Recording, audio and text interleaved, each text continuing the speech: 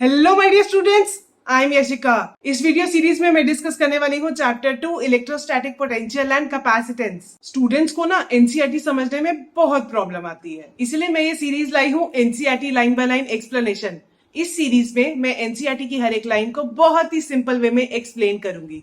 जितने भी complicated concepts हैं उनको बहुत ही सिंपल वे में पढ़ाऊंगी ताकि आपको जो कॉन्सेप्ट्स है बहुत ही अच्छे से समझ आ जाए। और इस चैप्टर में 11 के जितने भी कॉन्सेप्ट्स यूज होते हैं उनको मैं रिवाइज भी कराऊंगी। So let's begin. हमने पढ़ा था कंजर्वेटिव फोर्सेस के बारे में क्लास 11th में। ठीक है, कंजर्वेटिव फोर्सेस कौन सी होती है? एग्जांपल दे देती हूँ, जैसे कि ग्रेविटेशनल फोर्स, इलेक्ट्रोस्टैटिक फोर्स। अब कंजर्वेटिव फोर्सेस की दो प्रॉपर्टीज होती है। पहला, work done against conservative forces is stored in form of potential energy. ठीक है, तो work done against conservative force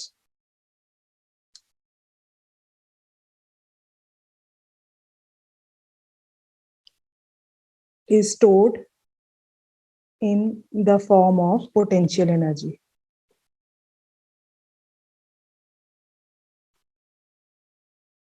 मतलब अगर हम किसी भी कंजर्वेटिव फोर्सेस के अगेंस्ट वर्क करेंगे तो वो स्टोर हो जाएगा in form of potential energy. इसका मैं एग्जांपल दूं तो मान लो मेरे पास एक ये टेबल है,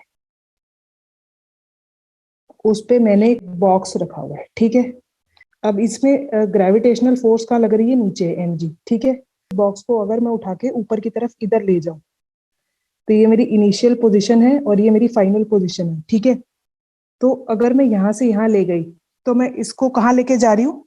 अगर मैं इस बॉक्स को यहाँ से यहाँ लेके जा रही हूँ तो मैं इसको ग्रेविटेशनल फोर्स के अगेंस्ट लेके जा रही हूँ।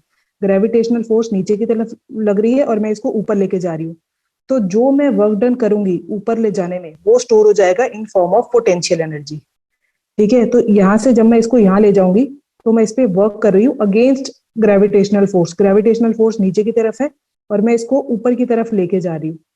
तो नीचे से ऊपर लेके जाने में जो वर्क डन करूंगी, क्योंकि मैं ग्रेविटेशनल फोर्स के अगेंस्ट वर्क कर रही हूँ, तो वो स्टोर हो जाएगा in form of potential energy. ठीक है, तो वो क्या होगा? अगर मान लो ये हाइट h है तो वर्क डन हो जाएगा mgh और ये स्टोर हो जाएगा in form of potential energy. ठीक है, ये क्लास 11 का थोड़ा बेसिक है, मैंने बता दिया। तो work done by conservative force is minus change in potential energy, ये हमें पता है। ठीक है, दूसरी चीज क्या है?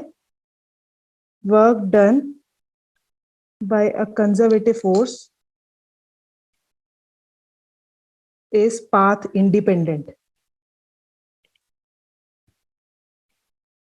मतलब अगर मैं किसी, मेरे पास कोई बॉडी है, ठीक है, मैं उसको ए से बी लेके जा रही हूँ पाथ 1 के अलोंग, या मैं ए से बी लेके जा रही हूँ पाथ 2 के अलोंग, या मैं इसको सीधा ऐसे लेके जा रही हूँ पाथ 3 के अलोंग, तो तीनों ही केसेस में वर्क डन जो ए से बी जाने में है पाथ 1 के along is equal to work done A से बी जाने में जो है along path 2 is equal to work done by conservative force from A to B along path 3। ठीक है, तो मैं यहाँ से यहाँ जाऊं इस पाथ के अलोंग, या मैं इस पाथ के अलोंग जाऊं, यहाँ मैं इधर जाऊं, तीनों ही केसेस में मेरा वर्क डन सेम आएगा। मेरा जो वर्क डन है वो पाथ पे डिपेंड नहीं करता कि मैं क्या पाथ चूज कर रही हूँ। तो ये थोड़ी सी बेनिफिट्स है कंजर्वेटिव फोर्सेस की। ठीक है, अब मैं आगे बढ़ती हूँ। तो अब हम ग्रेविटेशनल फोर्स की जब बात करते थे तब हम पोटेंशियल एनर्जी, तो हम तब क्या निकालते थे? ग्रेविटेशनल पोटेंशियल एनर्जी, है ना। अब जब हम इलेक्ट्रोस्टैटिक फोर्स की बात करेंगे तब हम निकालेंगे इलेक्ट्रोस्टैटिक या इलेक्ट्रिक पोटेंशियल एनर्जी। ठीक है, वही अब मैं नेक्स्ट निकालने लगी हूँ, और कैसे निकालते हैं वो सब मैं आगे डिस्कस करूंगी। अब मेरे पास है पोटेंशियल एनर्जी निकालना है।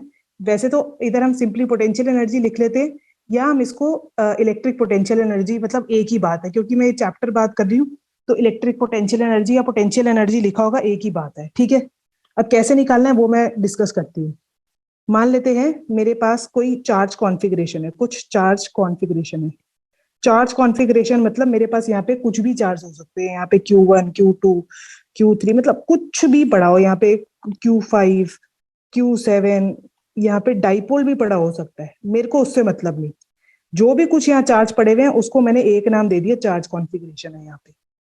ठीक है, और मेरे को इस चार्ज कॉन्फ़िगरेशन की वजह से अब मैं निकालने वाली हूँ पोटेंशियल एनर्जी क्या है।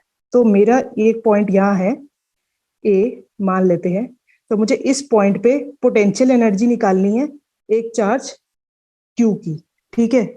तो ये स्मॉल क्यू चार्ज है, मुझे इसकी पोटेंशियल एनर्जी निकालनी है एट पॉइंट ए, ठीक है। एग्जाम्पल के लिए बात कर रही हूँ, तो पहले मैं बता देती हूँ कि क्या है ये, फिर हम उसको डेफिनेशन से पढ़ेंगे, ठीक है।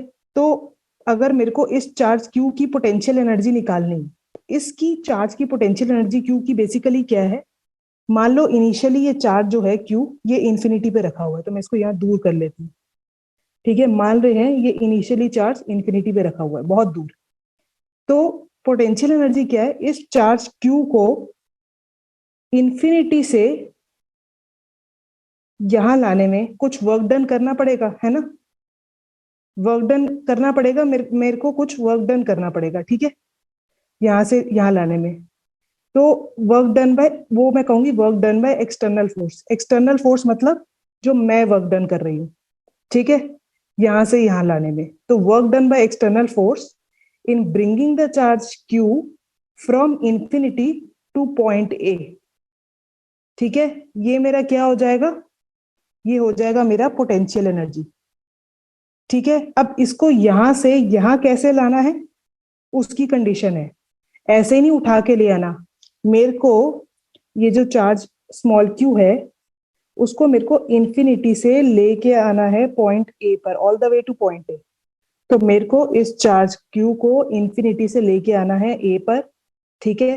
तो मेरी पोटेंशियल एनर्जी क्या हो जाएगी, work done by external force, क्योंकि यहां से यहां जब मैं इसको लेके आऊंगी यहां से यहां पर, तो मैं कुछ वर्क डन करूंगी। Work done by external force मतलब जो मैं वर्क डन कर रही हूँ इन ब्रिंगिंग द चार्ज क्यू, इस चार्ज क्यू को यहां से इस चार्ज क्यू को इंफिनिटी से पॉइंट ए पे लाने में कितना वर्क डन हुआ, वो मेरे को बताएगा कि मेरी पोटेंशियल एनर्जी यू क्या है, ठीक है। तो यू बेसिकली क्या है, work done by external force. External force मतलब जो मैं वर्क डन कर रही हूँ, कहां से कहां लाने में, from infinity two point A. तो यू मेरे को कहाँ निकालना है, पॉइंट ए पर निकालना है। तो यू मेरा जो है बेसिकली सिंबल है फॉर पोटेंशियल एनर्जी। तो यू मेरे को निकालना है इस पॉइंट पर, ठीक है। तो मैं क्या करूंगी, इसको निकालने के लिए मुझे क्या करना है, work done by external force in bringing this charge Q from infinity to A, ठीक है। तो इस चार्ज क्यू को इंफिनिटी, ये अभी इंफिनिटी पे है, उसको इंफिनिटी से ए पे लाने में कितना वर्क डन हो रहा है बाय एक्सटर्नल फोर्स, मतलब मेरे को कितना वर्क डन करना पड़ रहा है इसको इंफिनिटी से ए लाने में, वो बताएगा कि मेरी ए पे पोटेंशियल एनर्जी कितनी है, ठीक है। तो U A is simply work done by external force in bringing this charge Q from infinity to A, ठीक है। अब इसमें एक और कंडीशन है। एक और कंडीशन क्या है, ये वर्क डन इंफिनिटी टू ए ऐसा करना है कि मेरा ये जो चार्ज क्यू है ये यहां से यहां आने में एक्सेलरेट ना करे, ठीक है। मेरे को इसकी स्पीड चेंज नहीं करनी है, इसकी स्पीड जो है बिल्कुल भी चेंज नहीं करनी चाहिए यहां से यहां लाने में, ठीक है, विदाउट एक्सेलरेशन। इतना समझ आया नहीं आया, पहले ये बताओ। अच्छे से याद आना चाहिए, सारा जो थ्योरी है इसी पे बेस्ड है, इसलिए मैं इस पे बहुत जोर दे रही हूँ।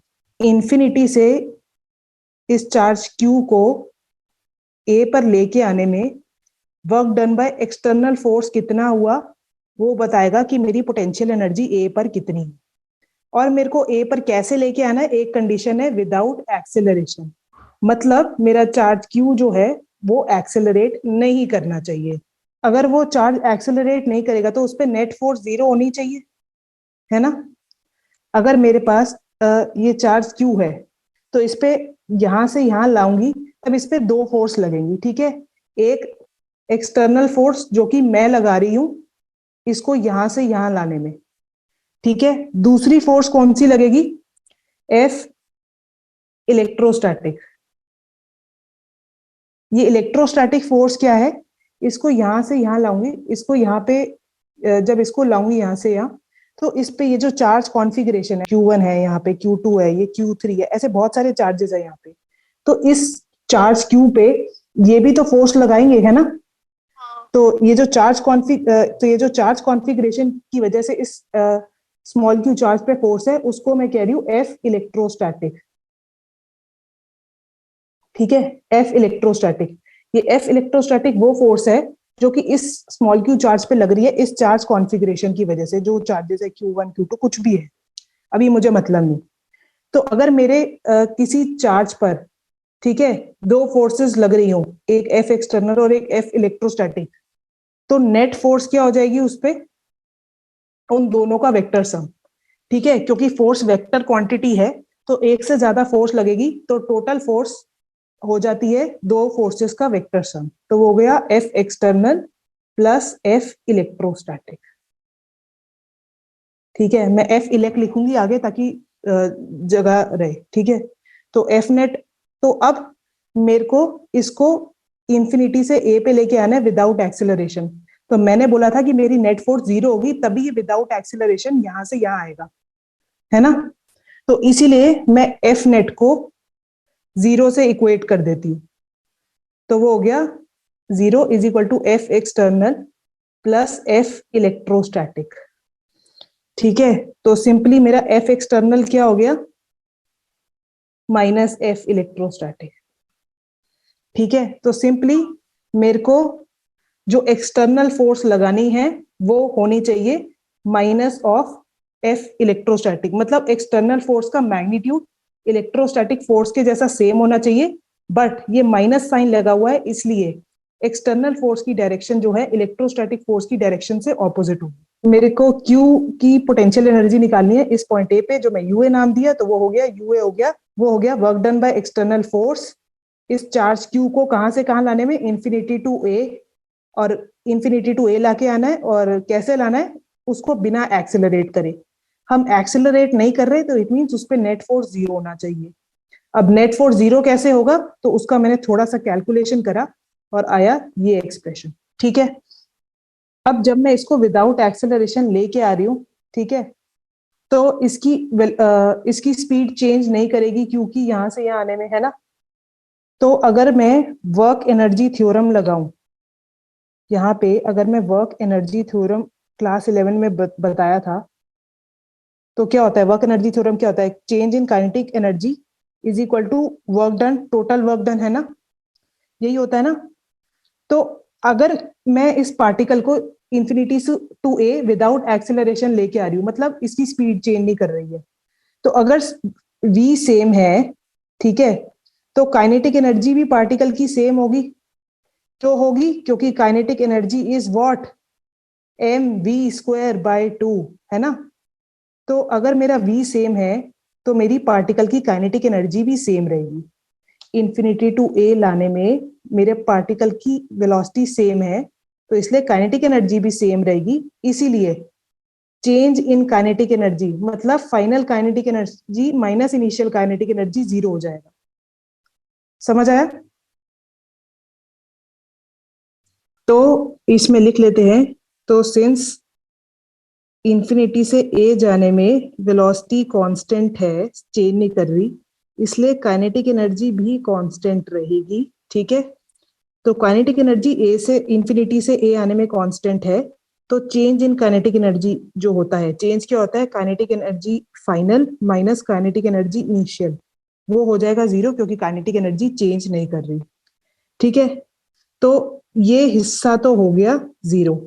अब ये W क्या है, ये W है टोटल वर्क डन, तो ये किसका सम हो गया, तो इस पे वर्क डन दो चीजें कर रही हैं, पहला हम कर रहे हैं तो work done by external force, दूसरा वर्क डन कौन कर रहा है, इलेक्ट्रोस्टैटिक फोर्स वर्क डन कर रही है, ठीक है। तो W जो है वो मेरा ये हो गया, ठीक है।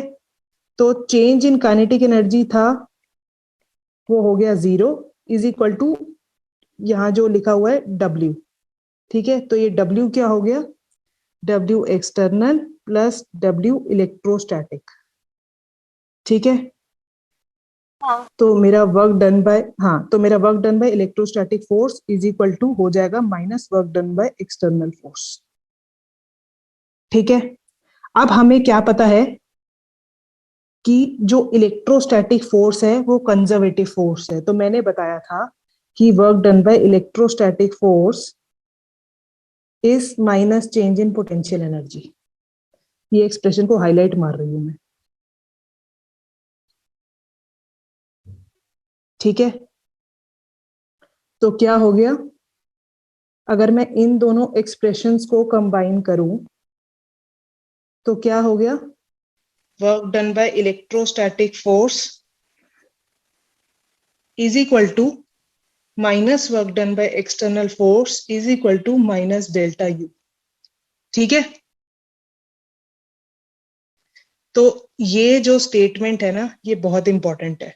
तो अगर मैं सिर्फ इस पार्ट को कंसिडर करूं तो work done by external force is equal to delta U हो जाएगा, है ना। तो क्या हो जाएगा, work done by external force is equal to delta U हो जाएगा ना। तो ये मुझे इक्वेशन मिल गई है जो आगे भी काम आएगी, ठीक है।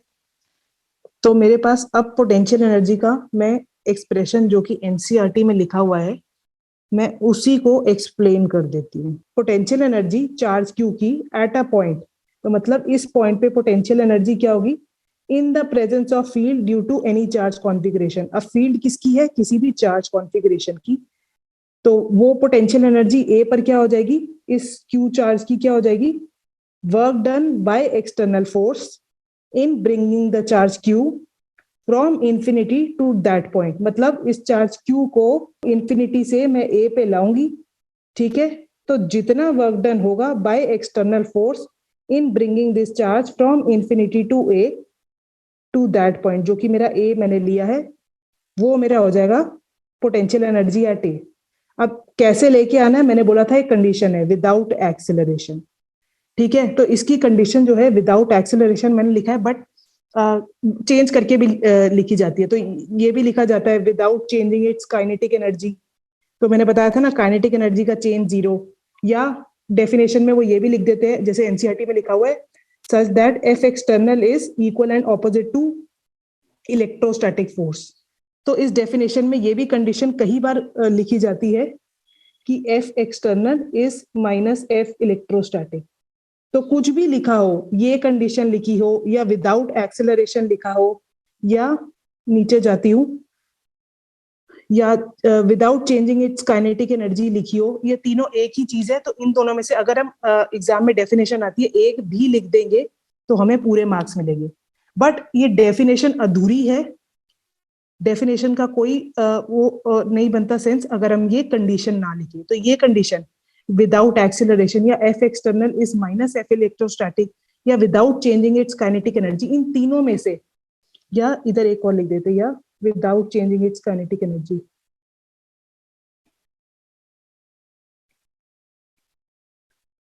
तो इस तीनों में से कोई भी कंडीशन एक जरूर लिखनी है, ठीक है। तो ये बताता है कि हम चार्ज को इंफिनिटी से ए पर हम कैसे लेके जा रहे हैं। के लिए अगर मैं यूनिट्स के टर्म्स में बात करूं, मेरे को अगर यू का यूनिट निकालना है तो वो किसके यूनिट के जैसा होना चाहिए, वर्क डन के, है ना। तो मेरा ऐसा यूनिट क्या होना चाहिए पोटेंशियल एनर्जी का, जूल। तो इसका ऐसा यूनिट होना चाहिए जूल। ये पोटेंशियल एनर्जी किसी भी पॉइंट ए पर जो है, ये किस पे डिपेंड कर रही है, ए पर जो है इस चार्ज क्यू पर डिपेंड कर रही है, ठीक है। अगर मैं मान लो क्यू की जगह 2q चार्ज लूं तो ये जो ए पे पोटेंशियल एनर्जी आ रही है उसकी वैल्यू चेंज कर जाएगी, है ना। तो मेरे को एक ऐसी क्वांटिटी चाहिए जो मैं निकाल लूं कि जो मेरे इस चार्ज को जिसको मैं लेके आ रही हूं उस पर डिपेंड ना करे, मेरे सिर्फ वो क्वांटिटी चार्ज कॉन्फ़िगरेशन पे डिपेंड करे। समझ आई बात। तो मैं एक ऐसी क्वांटिटी चाह रही हूँ कि जो इस चार्ज क्यू की वैल्यू पर डिपेंड ना करे, कि मैं इसको 2q कर दूं तो यहाँ पे पोटेंशियल एनर्जी ए पे बदल जाए। मेरे को वो क्वांटिटी नहीं चाहिए, मेरे को वो क्वांटिटी चाहिए जो सिर्फ चार्ज कॉन्फ़िगरेशन पे डिपेंड करे। तो वो क्वांटिटी है पोटेंशियल, ठीक है। पोटेंशियल मेरा है, इसको अगेन इसको हम इलेक्ट्रिक पोटेंशियल कह देते हैं या सिंपली पोटेंशियल कह देते हैं, क्योंकि ग्रेविटेशनल पोटेंशियल भी होता है। तो पोटेंशियल क्या हो गया हमारा, इलेक्ट्रिक पोटेंशियल क्या हो गया, पोटेंशियल हो गया हमारा, अगर सिंपल भाषा में बात करूं तो potential energy per unit charge, ठीक है। तो पोटेंशियल को सिंबल डिनोट करते हैं V से, और potential energy per unit charge हो गया मेरा पोटेंशियल। ठीक है, तो V सिंपली क्या हो गया, U बाय Q। इस पॉइंट पे मैंने पोटेंशियल एनर्जी निकाल ली, तो अगर मेरे को इस पॉइंट पे पोटेंशियल निकालना है तो वो सिंपली क्या हो जाएगा, UA बाय Q। ठीक है, ये चीज है। थोड़ा और सिंप्लीफाई करते हैं इसको। तो V क्या है मेरा, potential per unit, potential energy per unit charge. ठीक है, तो अगर मैं Q को +1 कूलम ले लूं तो मेरा पोटेंशियल एनर्जी के बराबर आ जाएगा। तो मेरी पोटेंशियल की डेफिनेशन क्या होगी, वही पोटेंशियल एनर्जी वाली डेफिनेशन, अगर मैं Q को 1 कूलम ले लूं। ठीक है, मान लो मेरे पास एक चार्ज कॉन्फ़िगरेशन है आगे। ठीक है, उसकी वजह से मैं इस पॉइंट ए पे पोटेंशियल निकालना चाहती हूँ। ठीक है, और मेरे पास एक चार्ज क्यू है इंफिनिटी पे। तो मेरा पोटेंशियल जो है वो पोटेंशियल एनर्जी के बराबर क्या होगा, जब क्यू क्या होगा, 1 कूलम, है ना। तो मेरे को पोटेंशियल अगर ए पे निकालना है तो मेरे को 1 कूलम ऑफ चार्ज को इंफिनिटी से ए पर लाना पड़ेगा, है ना, विदाउट उसको एक्सेलरेट करे। तो मुझे V एट ए मिल जाएगा। तो इस ए पे पोटेंशियल निकालने के लिए मुझे क्या करना है, इस चार्ज क्यू को क्या लेना है, 1 कूलम, और इस 1 कूलम ऑफ चार्ज को मेरे को इंफिनिटी से ए पर लेके आना है। कैसे लेके आना है, सच दैट उस पे नेट फोर्स 0 हो। ठीक है, और कैसे लेके आऊंगी, विदाउट एक्सेलरेशन। एक ही बात है, मैंने पीछे बताया था। तो मेरे को पोटेंशियल मिल जाएगा ए पर क्या है, क्यू की जगह लिख देते हैं यहाँ पे +1 कूलम ऑफ चार्ज। तो मेरा पोटेंशियल जो है यू के बराबर है अगर मैं क्यू को 1 कूलम ले लूं।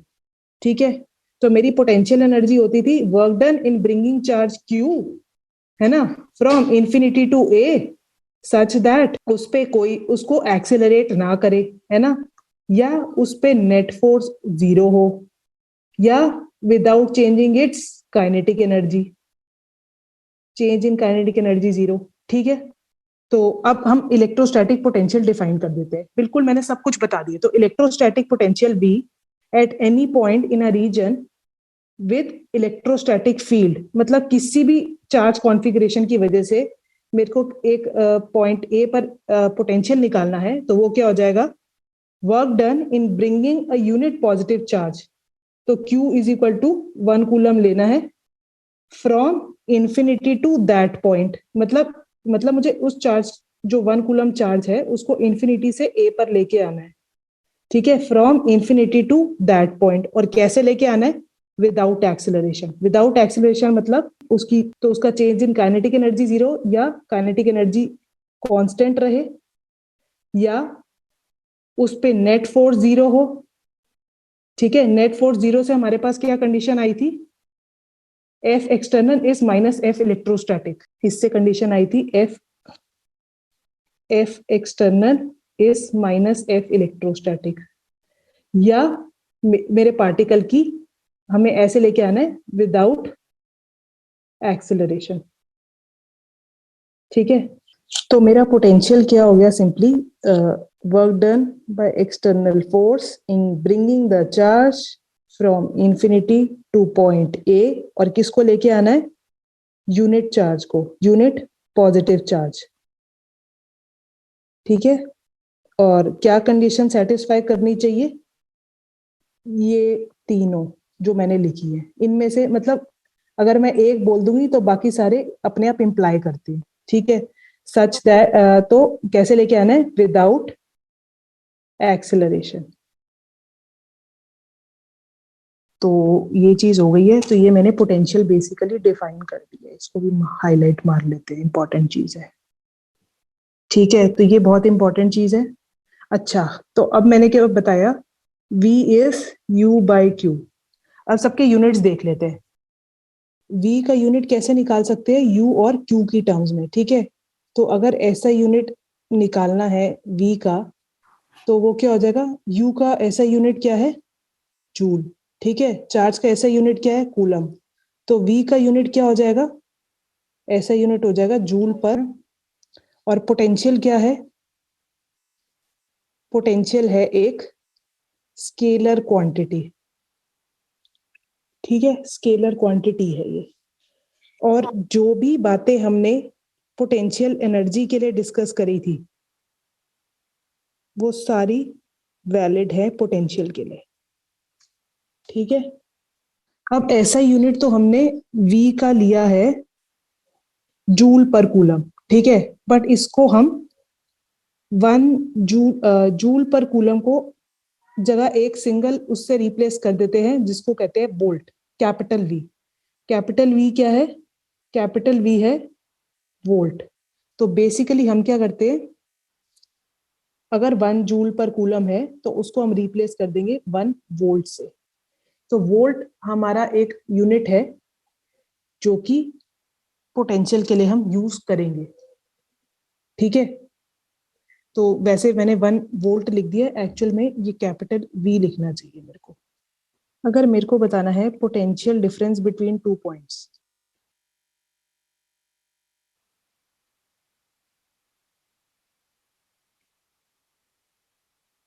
अगर initial point and final point के बीच पोटेंशियल डिफरेंस बताना है तो डेल्टा V क्या हो जाएगा?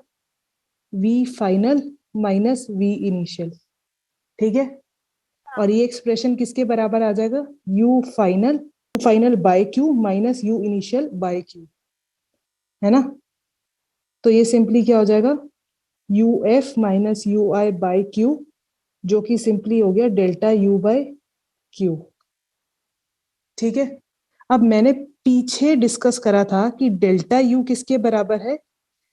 Minus work done by electrostatic force is equal two plus work done by external force, ठीक है। तो अगर मैं इन दोनों को, ये दोनों इन इन चीजों को अकाउंट करूं तो मेरे पास फाइनल इक्वेशन क्या बन जाएगी? Delta V is equal to delta U by Q, ठीक है। और मेरा डेल्टा U क्या किसके इक्वल है? इसके इक्वल है, ठीक है। तो मेरा डेल्टा U इक्वल, अगर मैं पहला लूं, is equal to minus work done by electrostatic force, है ना, और नीचे Q है तो Q आ गया, is equal to delta U मेरा W एक्सटर्नल के बराबर भी है, तो is equal to W external by Q। तो ये मेरी एक बड़ी सी इक्वेशन आ गई जो कि मेरे को हेल्प करेगी काफी ज्यादा न्यूमेरिकल्स को सॉल्व करने में, ठीक है। इसको हाईलाइट कर लेते, बहुत ही ज्यादा इंपॉर्टेंट इक्वेशन है, ठीक है। तो ये इक्वेशन जो है बहुत ही इंपॉर्टेंट है, पूरे जो हमने डिस्कस करा उसको सम अप करती है। ऐसे ही कॉम्प्लिकेटेड कॉन्सेप्ट्स के सिंपल एक्सप्लेनेशन वीडियोस मैं अपने चैनल पर अपलोड करती रहती हूँ। तो ये वीडियोस आपसे मिस ना हो जाए इसलिए चैनल को सब्सक्राइब कर दो और बेल आइकन को जरूर प्रेस करना ताकि आने वाले नए वीडियोस के नोटिफिकेशन आपको मिलते रहें।